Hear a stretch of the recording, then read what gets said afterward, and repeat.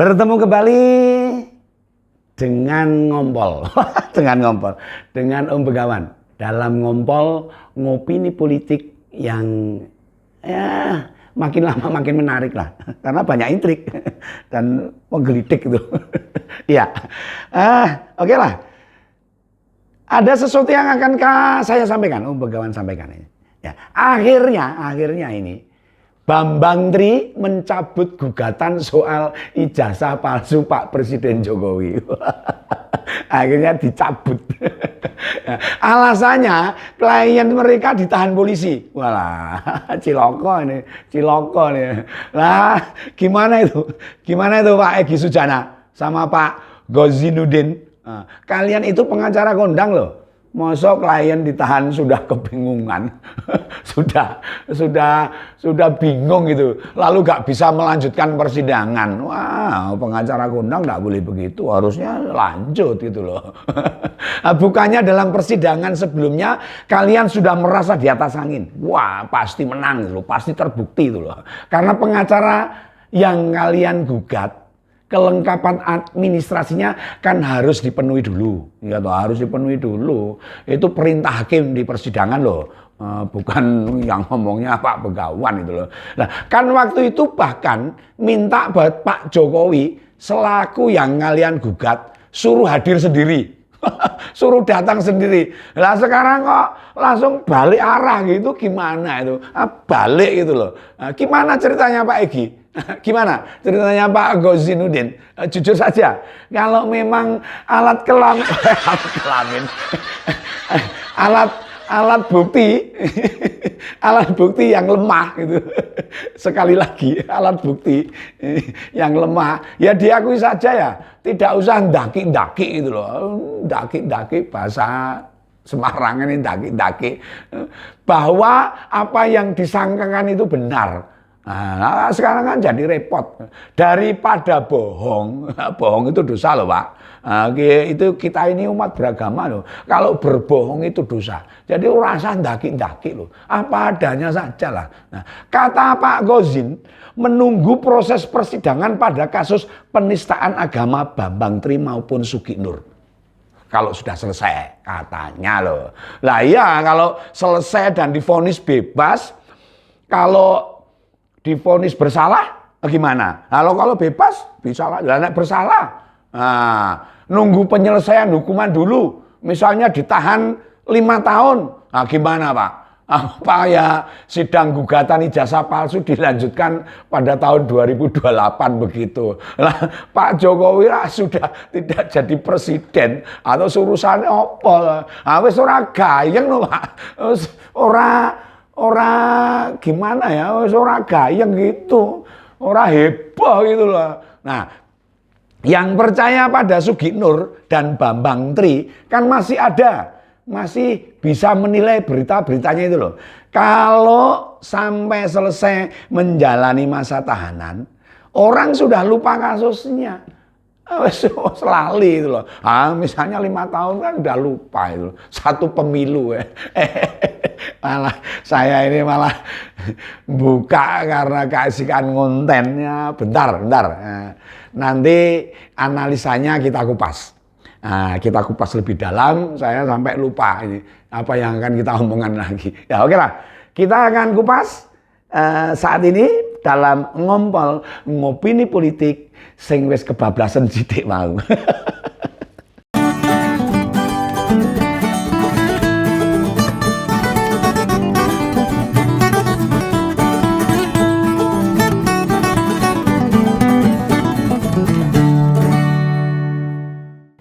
Sebelum dilanjut, yang ketinggalan info soal ijazah palsu.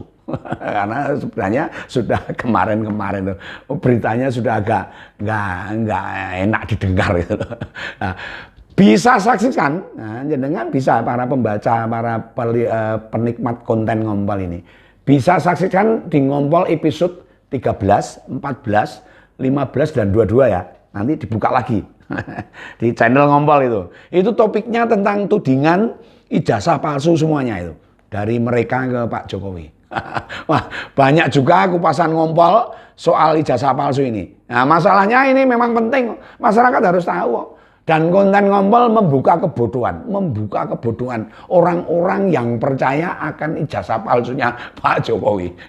Itu hanya halusinasi Bambang Tri saja. Iya toh. Nah, termasuk percayanya orang-orang yang mempunyai latar belakang pendidikan tinggi. Oh, ada Dokter Tifa, dokter loh itu. Ada Sugi Nur, ada Amin Rais yang profesor, termasuk Refli Harun juga profesor. Nah, Pak Refli ini saking percayanya pada Bambang, membuat konten, membuat konten hingga bersilit-silit itu. Maaf, berjilid-jilid banyak itu. Banyak. Nah, bedanya kalau Pak Refli kontennya mendukung dan berupaya agar apa yang ditulis Bambang Tri terlihat masuk akal. Terlihat benar-benar terjadi gitu loh. Nah, sedangkan konten ngompol ini yang kita saksikan saat ini membantah segala halusinasi Bambang Tri. Nah, itu hanya fitnahan aja. Hanya sesuatu yang diduga-duga aja itu. Nah, kembali soal dicabutnya gugatan Bambang Tri di Pengadilan Jakarta Pusat. Menurut Ahmad Kozinuddin, pengacara mereka, Bambang Tri punya akses pada saksi-saksi dan data-data menjadi bahan-bahan pembuktian. Nah, tentu saja ini akan berpengaruh pada proses pengadilan. Nah, karena itulah kami bermusyawarah untuk memutuskan apa yang terbaik bagi klien kami. Apa saat membuat gugatan baik bahan yang akan dijadikan bukti maupun saksi sebelumnya tidak diverifikasi dulu toh Mas.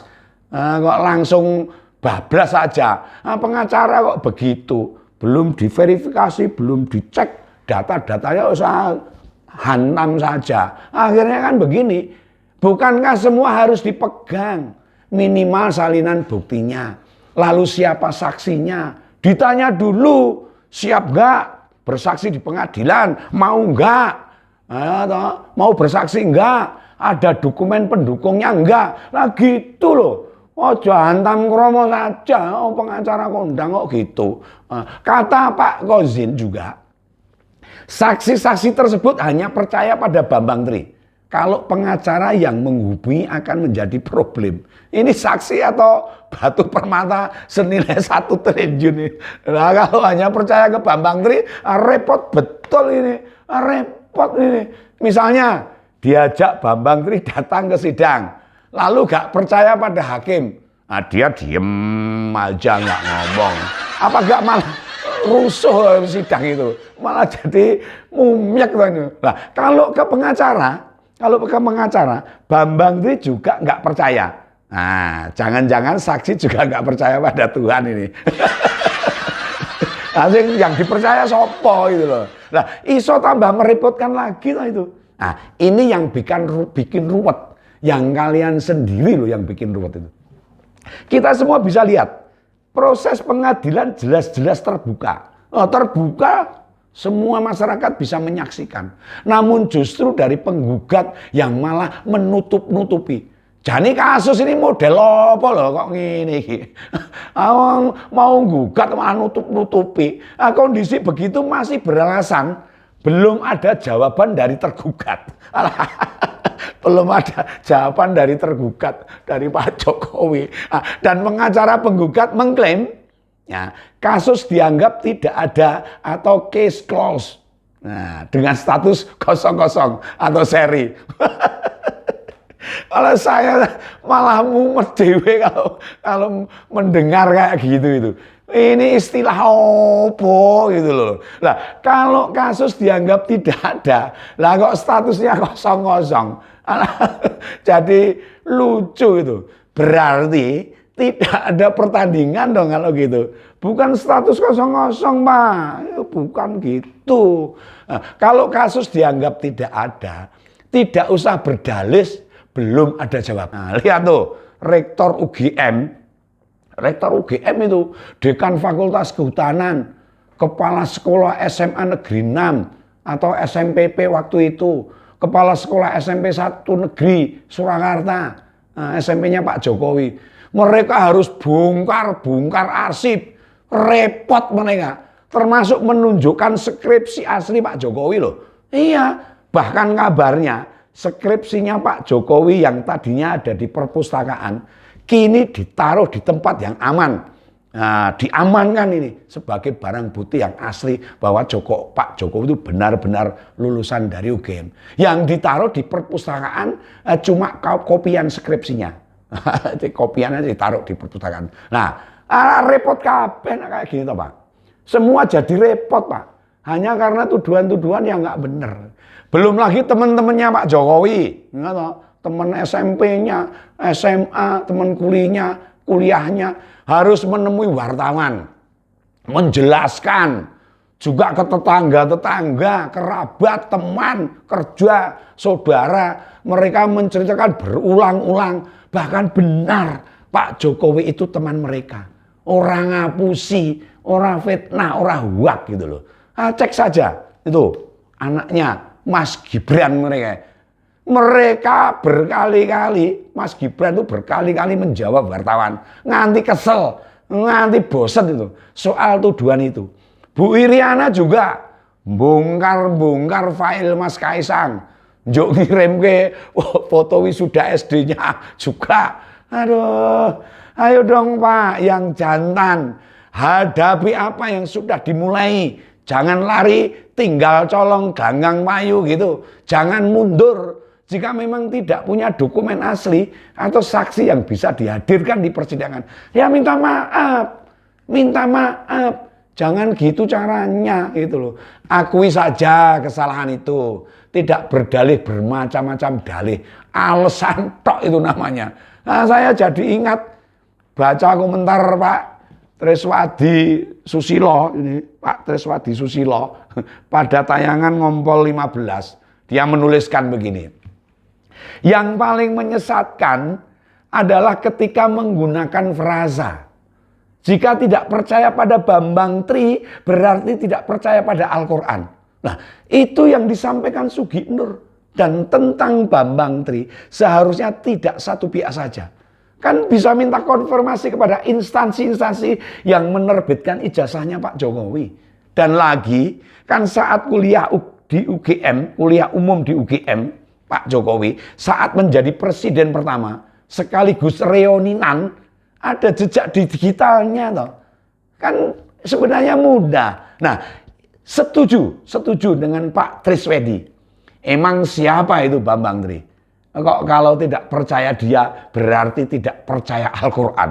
Nah, kalau Bambang itu nabi, nah kita harus percaya omongannya. Setuju Pak Triswedi. Nah, emang siapa itu Bambang Tri? Kok kalau tidak percaya dia berarti tidak percaya Al-Quran.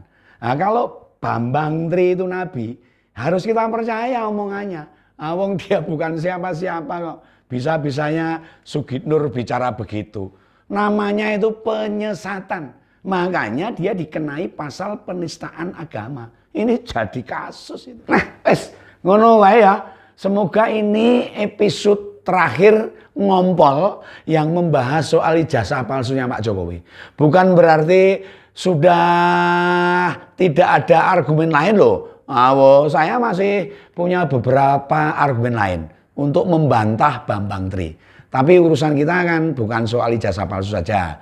Tugas kita itu mencerdaskan masyarakat.